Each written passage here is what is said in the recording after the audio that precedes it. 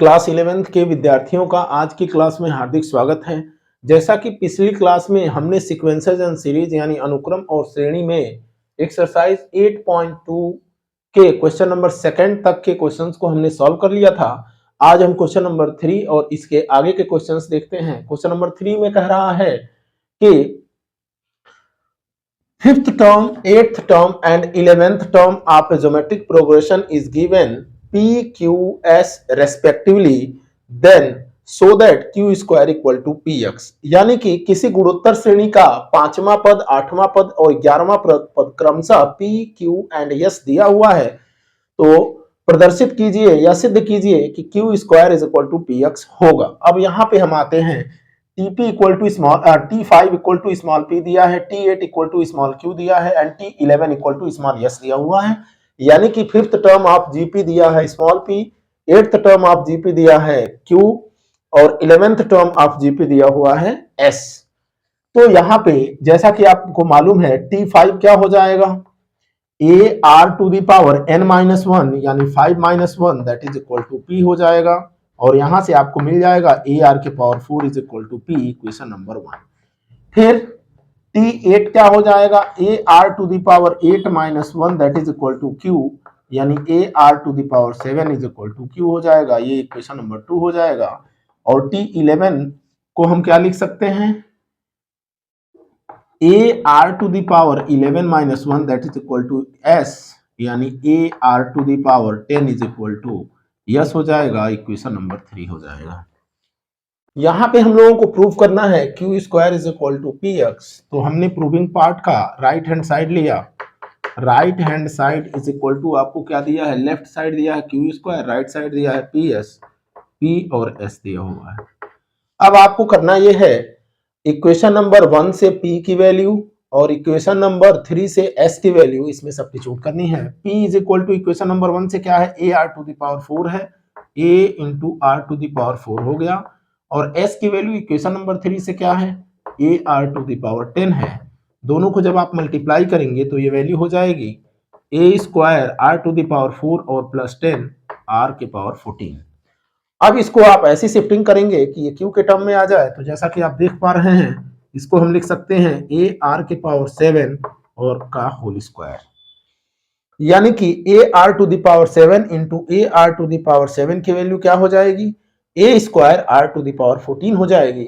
और आप यहां से देख पा रहे हैं AR टू द पावर 7 क्या दिया है, Q दिया हुआ है, तो इस पूरे वैल्यू को हम Q सब्स्टिट्यूट कर लें तो ये हो जाएगा Q square that is equal to Q square equal to left hand side, hence proved. Question number 4 कह रहा है, 4th term of GP is square of second term and its first term is -3, then determine the 7th term of given geometric progression. यानी कि किसी गुणोत्तर श्रेणी का चौथा पद दूसरे पद के होल स्क्वायर के इक्वल है और यदि उसी गुणोत्तर श्रेणी का पहला पद -3 है तो उसका 7वां या 7th पद ज्ञात कीजिए। इस क्वेश्चन में हम लोगों को क्या दिया हुआ है, A की वैल्यू -3 दी हुई है, उसके साथ ही साथ क्या कह रहा है, 4th term of GP is square of, यानी कि 4th टर्म जो है वो स्क्वायर ऑफ सेकंड है, T2 का होल स्क्वायर का इक्वल है।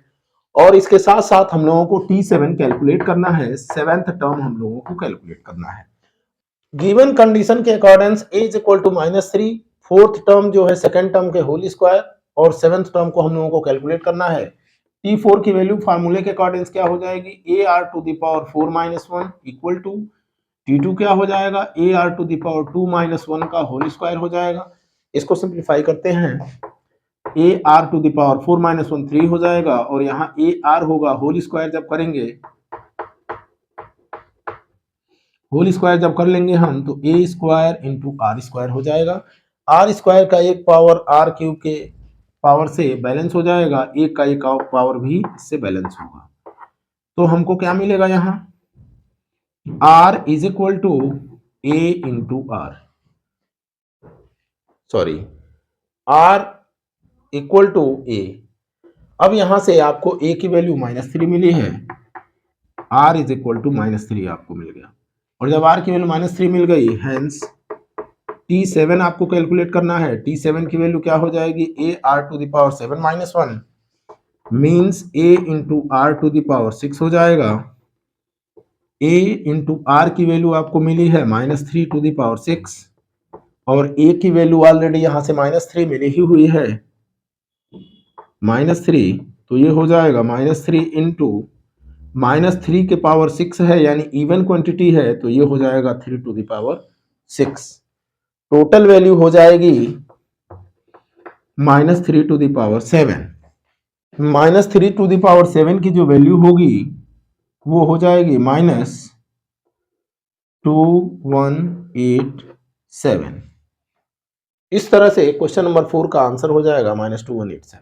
क्वेश्चन नंबर 5 में कह रहा है which of following sequence is this is 1 to 8 and this is 7 to 9, यानी कि नीचे दिए हुए अनुक्रम में कौन सा पद होगा, जबकि पहला अनुक्रम इतना और 128 दिया हुआ है, इतना और 7 to 9 दिया हुआ है। कहने का मतलब यह है कि आपको यहाँ पे लास्ट टर्म 128 दिया है तो एक कौवा पद होगा, कौन सा टर्म होगा, इसमें 729 दिया हुआ है तो कौन सा टर्म होगा, ये आपको कैलकुलेट करना है।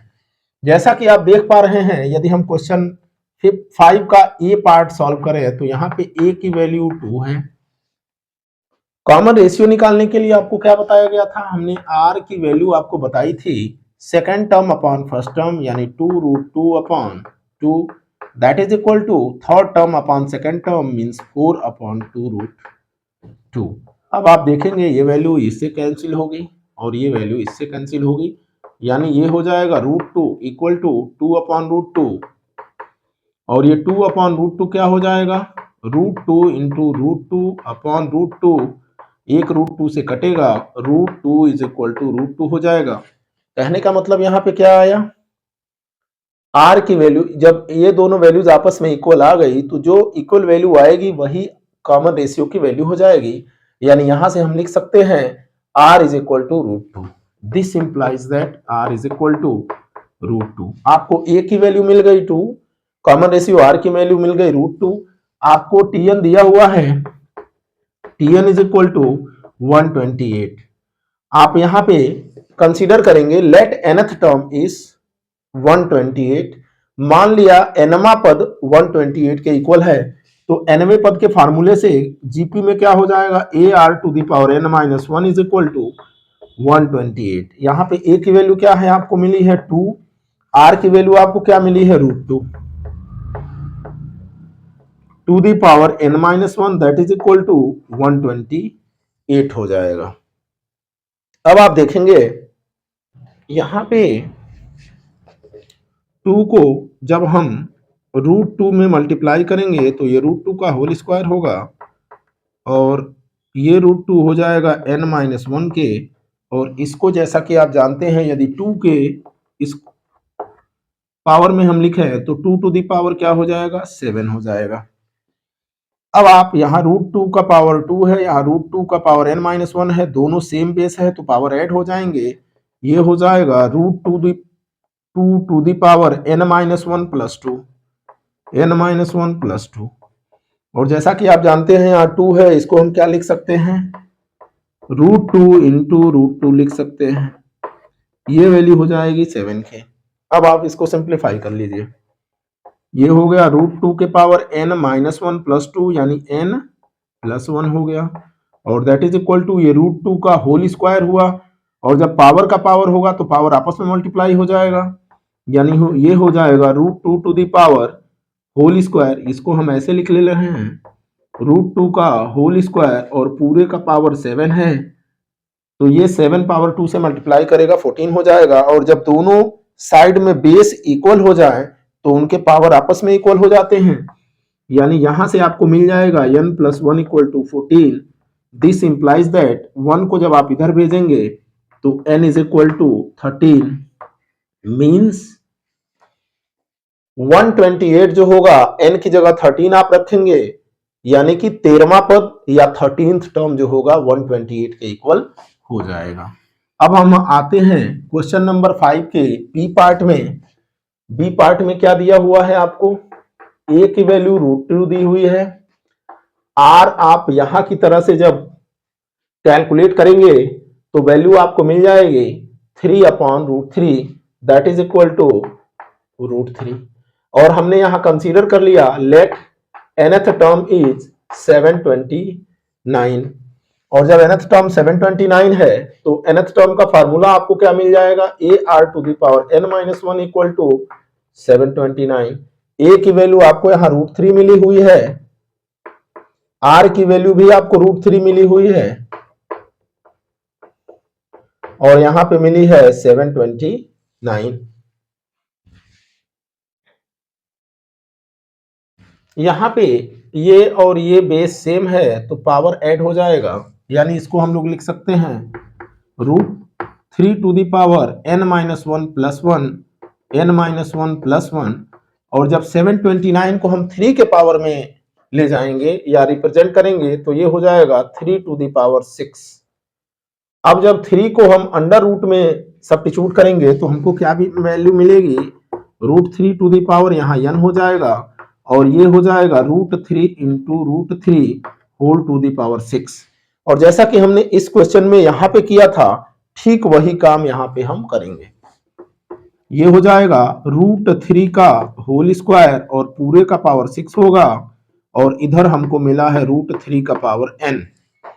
अब जब आप इसको सिंप्लीफाई करेंगे तो ये वैल्यू मिल जाएगी आपको √3 इक्वल टू √3 इंटू 2 12 हो जाएगा। जब बेस दोनों साइड का सेम हो गया तो जो पावर होंगे वो आपस में इक्वल हो जाएंगे, यानी n इज इक्वल टू 12 हो जाएगा। इस तरह से यहाँ पे क्वेश्चन नंबर 5 के बी पार्ट में जो आंसर हमको मिलेगा वो कौन सा टर्म 729 के इक्वल होगा, 12th टर्म जो होगा यानी 12वां पद जो होगा वो 729 के इक्वल हो जाएगा। इस तरह से n इज इक्वल टू 12 हमको आंसर मिल जाएगा। क्वेश्चन नंबर 5 में कह रहा है, 5 के सी पार्ट में कह रहा है कि कौन सा जो टर्म होगा इस सीरीज का 1/19683 के इक्वल होगा। तो इसको भी हम क्वेश्चन नंबर 5 के पार्ट ए और पार्ट बी की तरह से ही करेंगे। यहां पर हम लोगों को a इज इक्वल टू 1/3 दिया है। कॉमन रेशियो r की वैल्यू जब कैलकुलेट करेंगे second term upon first term equal to third term upon second term, तो 1/9 होल अपॉन 1/3 जो होगा 1/9 होल अपॉन 1/3 जो होगा, यहां से हमको वैल्यू मिल जाएगी 1/9 इंटू 3/1, 3 से ये कटा 3 यानी कि 1/3 के इक्वल। इस तरह से r की वैल्यू या कॉमन रेशियो की वैल्यू जो हमको मिलेगी वो यहाँ पे हो जाएगी 1/3 के इक्वल। अब हम आते हैं यहाँ पे कंसीडर करेंगे कि लेट nth टर्म इज 1/19683। तो nth टर्म का फार्मूला क्या हो जाएगा, ar⁻n-1 that is equal to 1/19683 हो जाएगा। यहां से हम a की वैल्यू सब्स्टिट्यूट करेंगे, क्या मिला हुआ है 1/3 मिला है, r की वैल्यू हमको 1/3 whole to the power n-1 मिली हुई है और 1/19683 हो जाएगा। इसमें हम लोग इसको पावर बेस सेम है तो पावर हम ऐड कर लेंगे, यानी ये टोटल वैल्यू हो जाएगी 1/3 ये और ये कंबाइंड होके n-1 और इसका पावर +1 हो जाएगा, और ये वैल्यू हो जाएगी 1/3 का पावर 8। यहाँ पे वैल्यू 8 ना होकर के 9 हो जाएगी। 1/3 का पावर जब 9 करेंगे तो ये वैल्यू हमको मिलेगी 19683, यानी कि यहां से 1/3 n + 1 - 1 कैंसिल हुआ, n that is equal to 1/3 whole to the power 9 हो गया। जब यहाँ पे बेस दोनों तरफ इक्वल हो गए तो पावर भी इक्वल हो जाएगा, यानी n इज इक्वल टू 9 हो जाएगा। इस तरह से हम कह सकते हैं क्वेश्चन नंबर 5 के सी पार्ट में जो 1/19,683 वैल्यू दी हुई है ये कौन सा टर्म होगा, 9th टर्म की वैल्यू 1/19,683 होगा, यानी कि नवा पद जो होगा 1/19,683 के इक्वल हो जाएगा। इस तरह से आंसर हमारा ये हो जाएगा। क्वेश्चन नंबर 6 कह रहा है for which value of x the numbers -2/7, x, -7/2 are in geometric progression।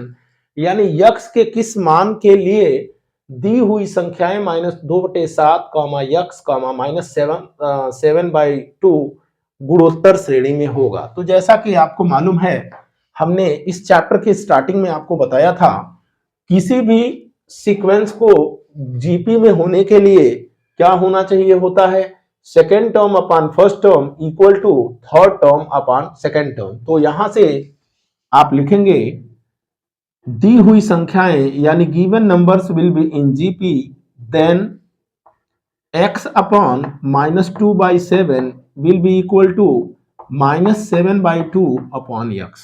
यानी कि second term upon first term means x by -2/7 equal to third term upon second term -7/2 upon x हो जाएगा। अब जब हम क्रॉस मल्टीप्लाई करेंगे तो x into x हो जाएगा, x square that is equal to -2/7 into -7/2 हो जाएगा। ये 2 से कटेगा, 7 से कटेगा, माइनस और माइनस हो जाएगा +1। x स्क्वायर की वैल्यू हम लोगों को यहाँ पे 1 मिल जाएगी, और जब x स्क्वायर की वैल्यू 1 मिलेगी तो x की वैल्यू जो होगी हमको मिल जाएगी ±1 के। इस तरह से क्वेश्चन नंबर 6 का आंसर जो हो जाएगा x इज इक्वल टू ±1 हो जाएगा। यानी कह सकते हैं x इज इक्वल टू +-1 के लिए ये जो नंबर्स का सीक्वेंस होगा वो ज्योमेट्रिक प्रोग्रेशन में हो जाएगा। क्लास 11th के सभी विद्यार्थी जो अभी क्वेश्चंस हमने कराए हैं, इन क्वेश्चंस पर बेस्ड जितने क्वेश्चंस हैं उनको खुद करने का भी प्रयास करेंगे। नेक्स्ट क्वेश्चंस जो होंगे वो हम लोग अगली वीडियो में देखेंगे। आज की वीडियो क्लास 11th के सभी विद्यार्थियों को पूरी देखना है, लाइक करना है, शेयर करना है और सब्सक्राइब भी करना है। कहीं कोई दिक्कत होती है या कोई स्टेप समझ में नहीं आता है तो आपको कमेंट अवश्य करना है। वीडियो देखने के लिए आप सभी विद्यार्थियों का बहुत बहुत धन्यवाद।